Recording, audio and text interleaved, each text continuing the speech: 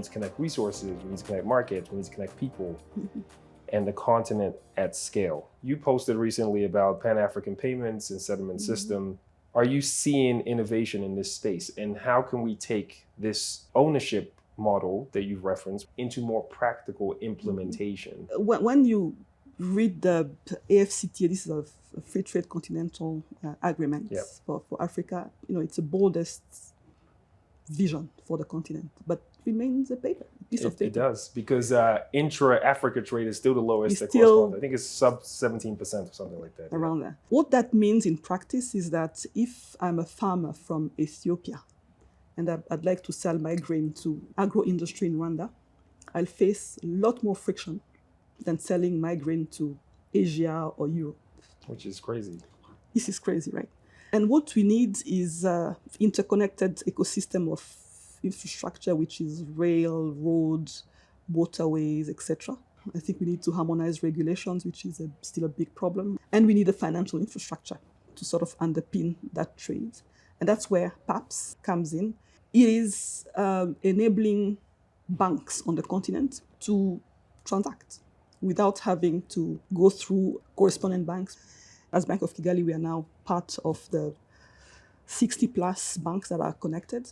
So we can transfer money real time and in our local currencies without the need of hard currency, which reduces all the frictions that you can think of. Of course, it's still being built and optimized, but I think it's going to be a big enabler for trade flows on the continent.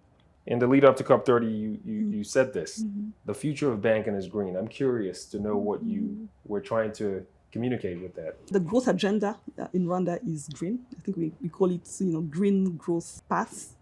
And we've even, as a country, identified sectors or themes that we want to focus on.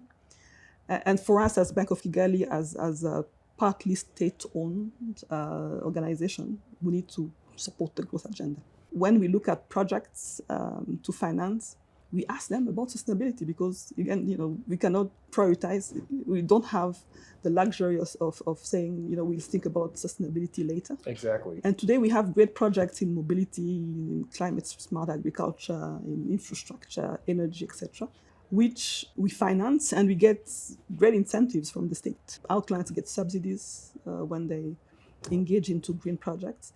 Profit, of course. I think as a business man or woman, you want to make profit, but it's important to think of impacts. And I want to tie two things that you said together. One is sustainability, which we talked about, but resilience, actually. Part of being resilient is also building sustainably. And I think that lens is super important, as you've highlighted. It's not just green for the sake of being green when we think about climate change. It's green also when we talk about resilience. It's green when we talk about efficiency. It's green when we talk about legacy. And I think that's a good way to sort of bring all of what you said together, because they're all kind of intertwined. For us to build legacy, for us to build for the next generation, we need to think about these things carefully. If we do all those things right in a people-centric way, then we've left the right legacy for the next generation. So maybe I'll make a point. Go ahead. Probably in more mature banking markets, there is a tension between sustainability, profitability, and inclusivity, etc. For us, there's no tension. It's actually very mutually enforcing. When I do digital, it's because I want to grow and I want to have more clients. I want to be more profitable. I want to be more efficient. When I do sustainability, it's also because I want to be more profitable. So there's no tension, and you find yourself doing them seamlessly, because they are complementary.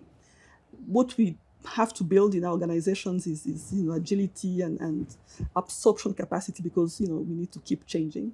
You're a leader who has lived around the world. You've lived in several continents. I remember you told me earlier you were in Switzerland for 15 years. You're back in Africa. You've been here for several years, and you're a very well-respected leader. Now, if you were talking to the next generation, what are three things that you would say you've learned? So surprisingly, I think the lessons I have learned over the past probably 2 decades, I didn't draw them from my experience in living outside the continent, but actually from witnessing real transformation here in Rwanda. That's where I really got the inspiration that it is possible for leaders to change things for the better and in a very sustainable manner. Witnessing this here and actually contributing has probably shaped the way I think about leadership in an African context.